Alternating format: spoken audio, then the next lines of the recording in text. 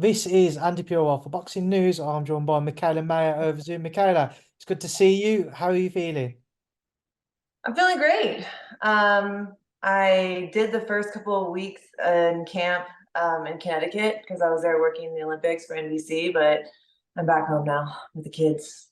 How did you find that first and foremost? Just start off with the Olympics.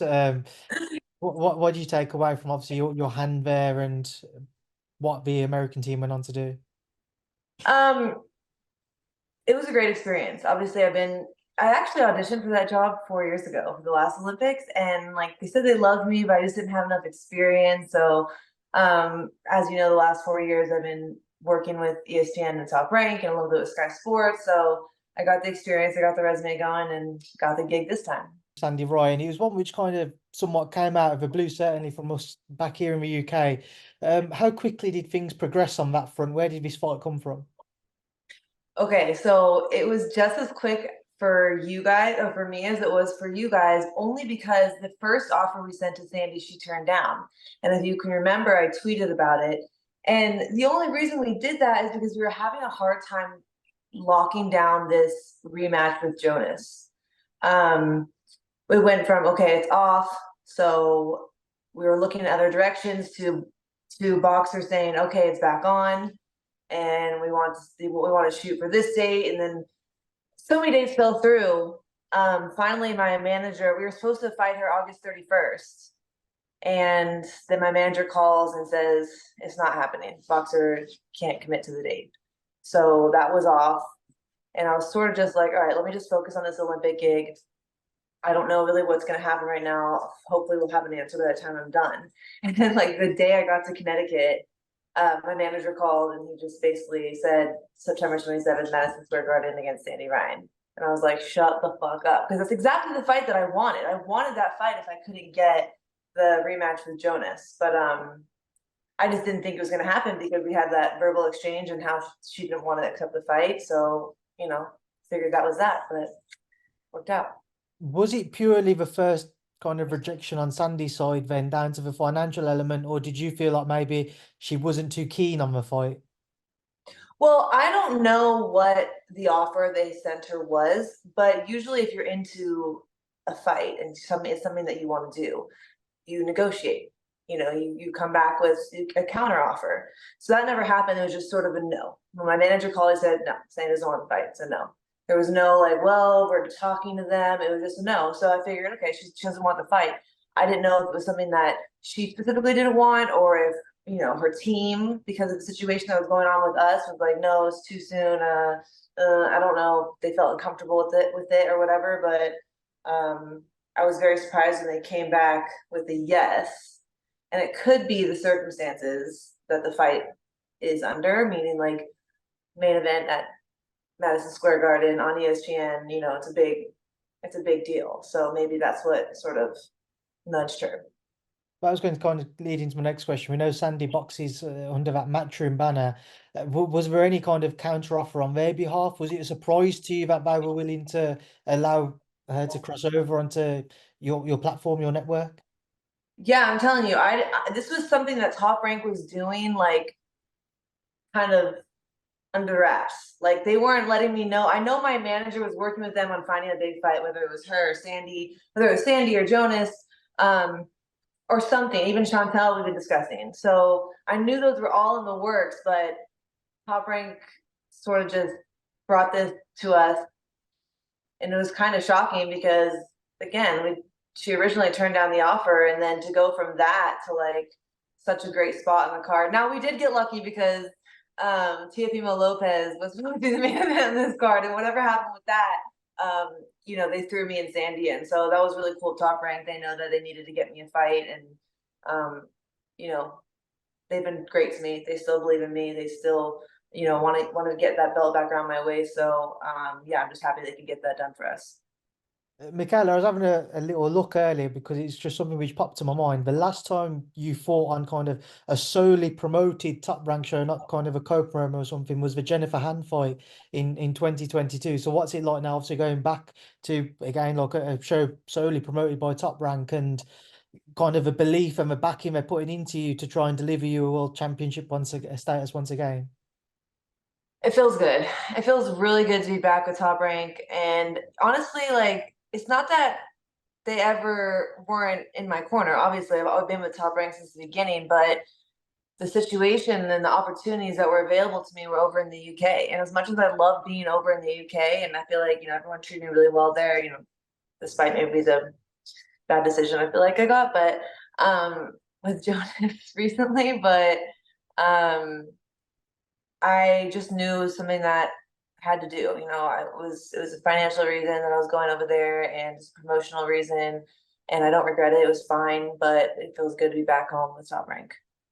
With this fight with Sandy Ryan, how much certainly of her most recent chapter of her career since she picked up that world title have you followed, and what did you make of her most recent outing against Terry Harper? Um, yeah, I watched the fight against Terry Harper. I think that's the only really fight that I watched. I watched parts of her McCaskill fight too. Um, but no, she looked good against Terry Harper. Obviously, she was a great performance for her. We all know how I've always felt about Terry Harper. She's not me. So despite whatever she was able to do to Terry Harper, that's it's not even close to the fight you're gonna see against me versus Sandy. So there's that. But at the end of the day, she's done well for herself. She's trying. What do you think we see between the pair of you stylistically, then, from what you've seen of her? What do you expect when you do cross paths in the ring? Definitely a very technical fight, right? We both have that amateur pedigree. We're both tall. It's not like we're gonna have two really clash of styles. I think we do similar things. Obviously, we're all different in our own way, but we do similar things. We're both tall, we're both long, same height. Um, Both big girls at 147. We're both big girls, so definitely going to be a technical match considering our backgrounds and our pedigree, but I think maybe a little bit more well-roundedness from me, being the more experienced fighter and just being able to do a little bit more than she can, or at least have had to do more than she's had to do in fights. What do you kind of, in terms of the welterweight scene now and feeling your weight, how do you feel making it another fight there, another championship fight there? How are you feeling now, settled at 147? I feel like it takes time to like settle into a new weight when you go up so much, especially after I've been holding that 130-pound weight class for so long. And so it took about like what it's been like a year and a half since I had moved up, and I feel so strong. I feel so good.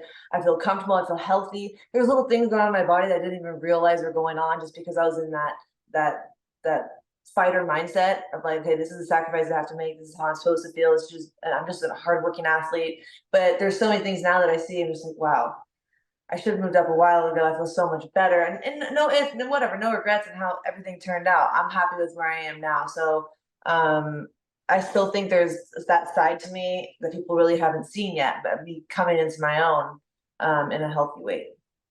Mikaela, just with the Tasha Jonas fight, how difficult has it to kind of been to settle on what happened in that fight and the outcome when quite a few people felt you had done enough on the night to have your hand raised? Obviously that was super frustrating. It was another setback for me. And I feel like um I did more than enough to win that fight. It I mean, what is it sucks. Like it's like the worst feeling ever, right? And you got to go back to the drawing board. Go. The worst part about it was I had to go back and try and navigate how I was going to get back in position. Now there was a part of me that felt okay. I don't feel as bad because I know the world saw what I can do. I know the world believes I beat her. And people still know that I'm a threat in the division. People still know I'm a worthy fight. I mean, still at the end of the day, I have no belt. People are getting more money than ever got to fight me. So it says something about what I bring to the table. And so that fight still kept me in position. And obviously so, because look what's happening right now. So people know they're going to get a good fight with me. They know they're going to get paid. They know that people are going to come watch it, and they know it's going to be an exciting fight. So I feel like the ball is still in my court somewhat, but still frustrating because you still have to, it's always so hard to get those fights done. It's like, okay, now I got to go back. I'm happy we got it done within the same year. Like, I really am. Even though I haven't fought since January, obviously didn't want to take that much of a layoff off, but to come back for a fight like this, it's worth it. The wait was worth it. despite kind of a reputation and the fact you have a very well-known name across the sport, Mikaela, do you feel like you need a title around your waist to kind of secure a rematch with Tasha Jonas to make her fully be tempted into to want to have a rematch with you? I don't think Jonas wasn't the problem. Jonas wanted the rematch. She was fully on board. I mean, we were talking. It was Boxer. Boxer was the problem here. They could not secure us a date for some reason. I don't know what's going on with their promotion or something on their side, but uh me and Jonas, that's an easy fight to make. It's an easy fight to make. It's an easy sell. People wanted to see it. So I don't understand what the holdup was. But it was sad. At the point we had to talk to Jonas and be like, listen, I don't think it's gonna happen. We have to kind of move on and get another fight because it's already been almost 6 months and we gotta start looking another direction. So she understood, but I think she's dealing with the same situation. She's being sort of dragged along and not really given an answer, wasting like her last few years at this in the height of her career, So I'm sure she's pissed off too. And I don't think that rematch is counted out. I still think she's open to getting it done, but I think one thing that getting this belt does is get the ball back in my court when it comes to promotions because I know Top Rank will put on the show. Just a couple more questions from me, Mikaela. You mentioned earlier on Chantelle Cameron. I did an interview with Chantelle where I mentioned yourself, and in that interview, she said she's more than up for it. She sees it as a great fight for the pair of you. What were those negotiations or talks like? Were they very kind of premature? Were they early stages? Did they get quite deep? What can you tell me on that front? Well, she signed with Queensberry, and I guess in her conversation with Queensberry, they mentioned like this is the sort of our plans for you. We'd love to match you against Mikaela Mayer towards the end of the year. And we've always been cool, me and Chantelle. And so she sort of brought that up to me, and I said, I've heard the same thing. So I'm pretty sure they're steering you in the right direction. They're not bullshitting you. I'm definitely open to that fight too. Like, yeah, it's been mentioned to me as well. So, um, obviously that we were thinking that might have been next, but then Sandy came through. Did those Top Rank came through. Top Rank came through. did those conversations how deep at all did those conversations get with Chantal's team, and if at all? No, there was just that exchange between me and Chantelle online just to kind of confirm, like, are we hearing the same thing from our teams? Because you never know. Sometimes it's really bullshitting the fighters. So we got on the same page, like, hey, yeah, I've heard the similar and the same thing. But and I think we were supposed to do it at the end of this year. But now with the Sandy fight, um, maybe push back a little bit, but I still absolutely see it happening next year. Mikaela, just final one from me. A big fight on the horizon. Katie Taylor, Amanda Serrano rematch. I'm sure it's one you'll keep one eye on because of a potential fight at some point with Katie Taylor. I know you've spoken about it for yourself. If she was to come through that rematch, what do you think happens between her and Amanda Serrano second time around? Honestly, I wish I had an answer for you, but it's like I don't know. The one or two times that I've maybe questioned Katie, she's proved us wrong. Like she's so experienced that she has a way of adjusting so well and coming back and winning. Whether she, met even with like the Pursoon fight, which I thought she lost the first fight, but then she came back the second fight and she beat her. Right? She lost to Chantelle Cameron and then comes back the second fight and beats her. And it's like, I know these were all like close fights and a lot of it was controversial, but at the end of the day, she knows how to like pull out that win. So she's so hard to go against. And obviously Serrano, she's been staying very busy and still looks great, still looks strong. I think it's going to be a great fight. It's just who's adjusted the most, I think, and who really puts the game plan into action. I just don't know. I don't really care. I mean, good for both men. Whoever wins, good for you. I mean, it's just a great fight to have for the sport. Mikaela, I appreciate your time leaving out to obviously enjoy the rest of your day. Thank you for speaking to me and good luck with the rest of camp. Thanks. Talk to you soon.